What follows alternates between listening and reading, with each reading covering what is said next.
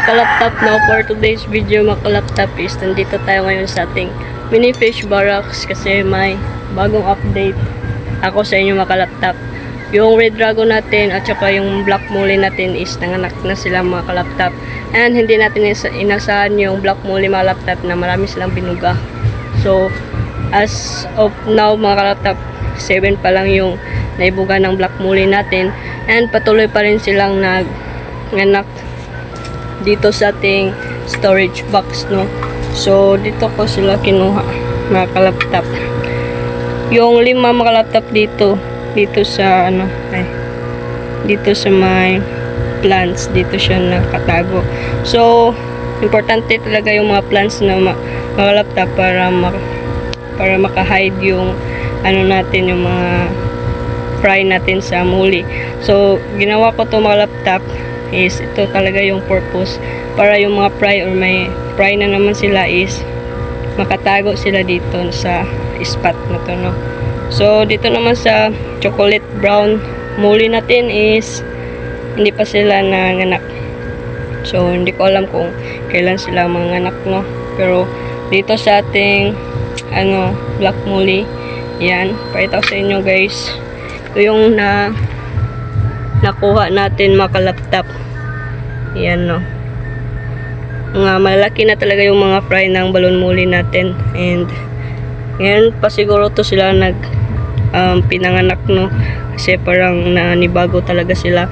And kapag hindi ko naman kinuha to sa storage box na saan natin nilagay yung parents nila, is palagi na silang tinutuka or something, parang gano'n na nga, tinutuka yung mga katawan nila, and lalangoy na naman sila sa mga plants para hindi sila makita ng mga breeder natin. So kinuha ko na lang mga kalaptop para ma-save sila, no, and sayang naman kapag mamatay lang sila dahil lang dun sa mga parents sila. Kasi may fry ako na nilagay dun kasi siya na lang mag-isa sa Wilkins, kaso lang paglagay ko namatay na siya. So lesson learned yun mga kalaptop, na hindi talaga ilagay yung mga fry natin dyan, or kung may fry man is kailangan natin sila kunin and ilagay sa ganitong lalagyanan para safe sila, no. So ayan, maghintay pa ako dito mga kalaptop kung may fry na naman, kasi yung buntis na mother, yan, no, 2 sila dyan mga kalaptop, and sana marami tayong makuha dito sa ating black molly para marami din yung mga breeder natin. And ayun, dito naman sa red dragon natin na gapi, yung mga red dragon natin, mga malaki yung chan, yan, no, kita nyo yung 2 ay 3 pala sila, mga malaki yung chan niya. So may nakuha tayo dito mga laptop na 10 na fry. So madami na din yung mga laptop kasi yung previous nila na naibuga is marami din yun mga laptop, kasi hindi talaga natin maiwasan na mamatay yung iba kasi weak na sila, ganun. So hindi na natin yun control. Wala na sa atin yung control ng life nila, no. Talagang ganyan na talaga yung life sa ating mga isda. So ito mga laptop is ilagay muna natin to sa safe, and may bago na naman tayong collection sa ating mga fry. So dito yung mga section ng fry, di ba? May nadagdag naman kasi nanganak yung balon molly natin. So lagay natin dito, yan, yung black balon molly natin. So ito mga laptop, ito na yung magsilbi na parang viewing tank kung sakali man na may gustong bumili. So yun, and ito yung anak ng red dragon natin na gapi mga kalaptop. Yan, hindi ko muna sila pakainin mga kalaptop, mga ilang days pa bago natin sila pakainin, kasi hindi pa talaga yan sila kakain kapag bagong So ito yung nilagay ko na mga gapi grass. So yun ko bakit ako naglagay dito. So ilagay natin dito sa kanila para may hiding place sila, no. Yan. So dito din sa isa. Parang nag-green siya lalo dito.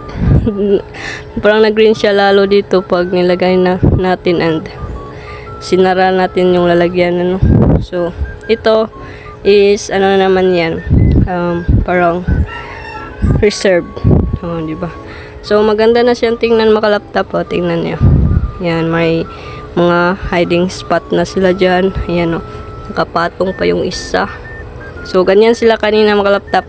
5 sila. Lahat na nakapatong sa mga plants.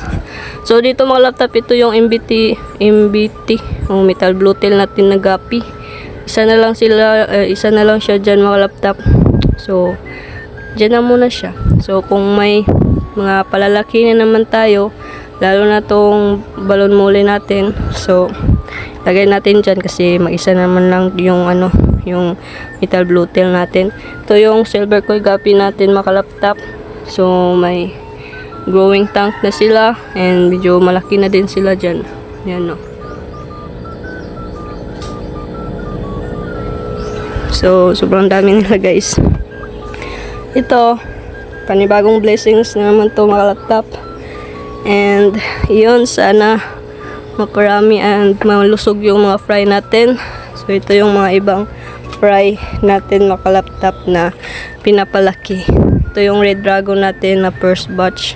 So, nahirapan talaga akong dito makalaptop sa mga snail, no? Kasi hindi talaga siya magandang tingnan. Lalo na kapag marami na talaga sila, no? So, ito yung mga red dragon natin. Yan. No? Sanay sila mga laptop. And dito naman yung blue dragon natin na mga fry. Yan sila. So, ginawa ko din yan para may hiding place din sila, no? And dito naman is makikita mo na talaga yung mga buntot nila mga laptop na may kulay na. O, di ba? Ito yung tuxedo koi natin na gapi. Yan. So, yun lang siguro mga laptop. Yun yung update sa ating mga isda, yung mga fry natin. So, na lang yung natira sa gold dust natin mga laptop. So, mag-isa na lang siya dito. And, yun. Kapag mawala pa yan mga laptop, ilipat natin yung ibang fry para mapalaki natin ng ayos. So, dito naman kapag yan, pag ganito sila mga laptop maka-produce, lagay natin yung mga fry din. Kasi dito kapag mga malalaki na yan, lagay natin yan sila sa ganito, yung red dragon natin na gapi. And mamili tayo ng breeder natin at saka i-share natin sa iba, ganun. Pero padamihin muna natin yung sila mga laptop para marami tayong stock. Ayan. So, yun lang. Mga laptop na. Salamat ka sa panonood and don't forget to like, share, comment, and subscribe to my channel and click the tiny bell para palagi updated sa susunod nating upload. So, yun lang mga laptop and salamat sa panonood at sa mga bagong viewers dyan at saka nag-subscribe ka agad, no? Ganito lang yung mga vlog natin, mga fish vlog.